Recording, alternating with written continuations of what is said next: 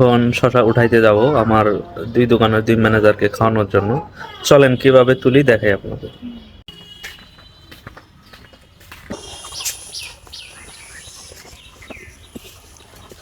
আম্মু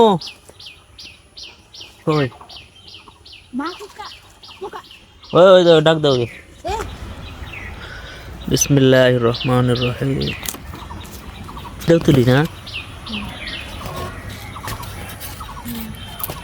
তুলি